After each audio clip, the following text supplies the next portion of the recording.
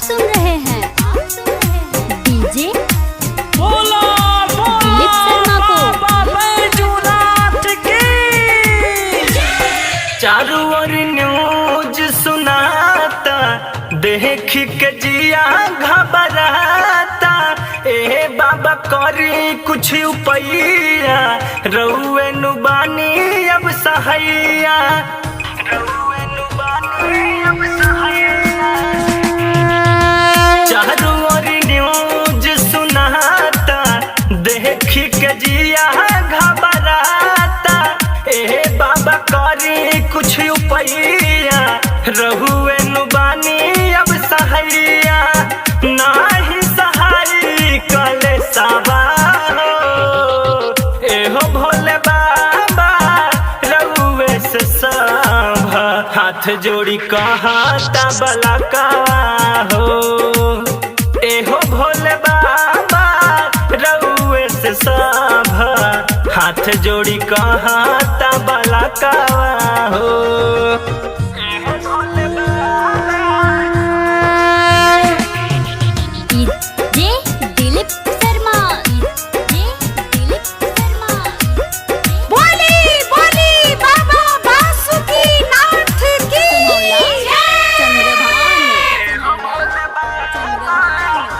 छोड़ी दे बाबा अब रहल कैलाश में, आई जाना हमान के साथ में।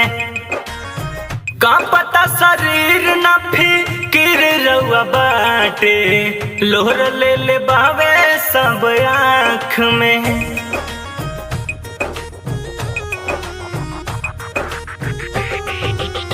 छोड़ी दाए बाबा अब रहल कैलाश में, आई जाना हमान के साथ में।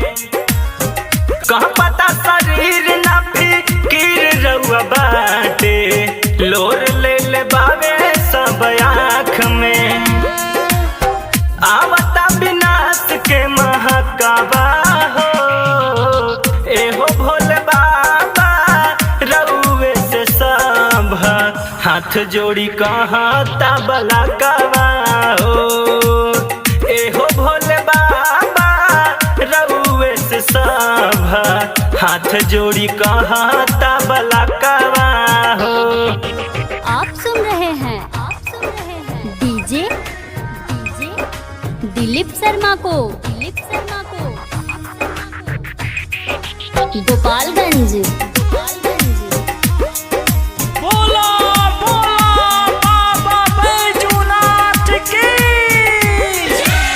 यादव सचिन के सुन बिनतिया, ना तो हो जाई सब राख हो।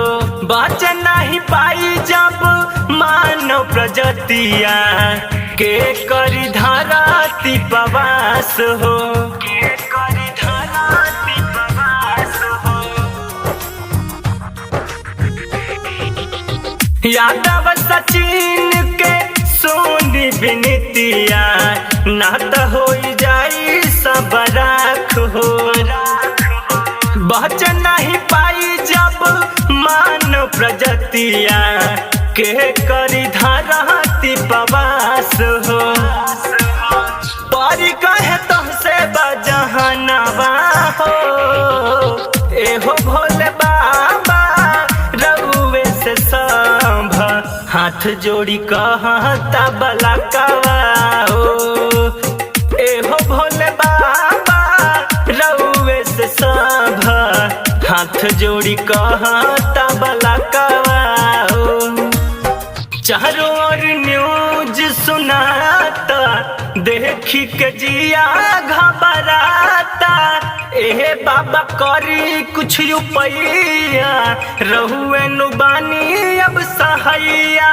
नाही सहाय कले साबा हो, एहो भोले बाबा रउए से सब हाथ हाथ जोड़ी कहता बलाकावा हो। एहो भोले बाबा रउए से सब हाथ जोड़ी कहता बलाकावा